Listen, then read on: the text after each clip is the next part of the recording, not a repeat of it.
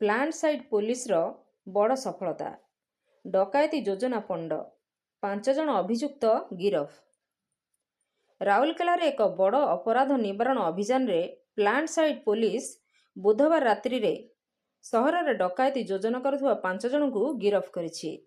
Police ସୂତ୍ର ଅନୁଯାୟୀ ଜାନୁଆରୀ 21 ଏବଂ 22 ତାରିଖ ରାତିରେ ଏସ୍ଆଇ ପ୍ରଧାନ ଏବଂ ତାଙ୍କର କର୍ମଚାରୀମାନେ ପ୍ଲାଣ୍ଟ ସାଇଟ୍ ଥାନା ଅଞ୍ଚଳରେ ନିୟମିତ ରାତ୍ରି ପାଟ୍ରୋଲିଂ କରୁଥିବା ସମୟରେ ସେମାନଙ୍କୁ ସନ୍ଦେହଜନକ କାର୍ଯ୍ୟକଳାପ ବିଷୟରେ ବିଶ୍ୱସ୍ତ ସୂଚନା ମିଳିଥିଲା। ଏହି ସୂଚନା ଉପରେ କାର୍ଯ୍ୟ କରି ପୋଲିସ ଦଳ ରେଳବାଇ କଲୋନୀ ଅଞ୍ଚଳର ଏକ ବଡ଼ ପାର୍କ ନିକଟରେ ଏକ ନିର୍ଜନ ଅଞ୍ଚଳରେ ଚଢ଼ାଉ କରିଥିଲା।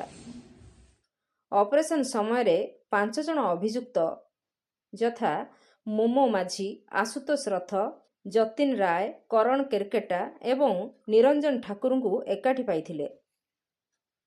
ପୋଲିସ କହିଛି ଯେ ସେମାନେ ପଥଚାରୀ, ନିକଟବର୍ତ୍ତୀ ଘର, ଦୋକାନ ଓ ଏକ ପେଟ୍ରୋଲ ପମ୍ପକୁ ଟାର୍ଗେଟ କରି ଡକାୟତି କରିବାକୁ ଯୋଜନା କରୁଥିଲେ।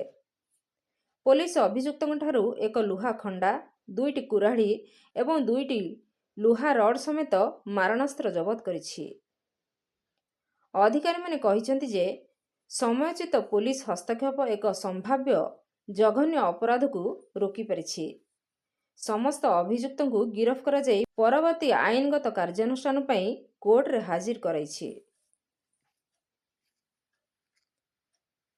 ରାଉରକେଲାରୁ ଲବକିଶୋର ନାୟକଙ୍କ ରିପୋର୍ଟ, ନାଗରାଜ ନ୍ୟୁଜ।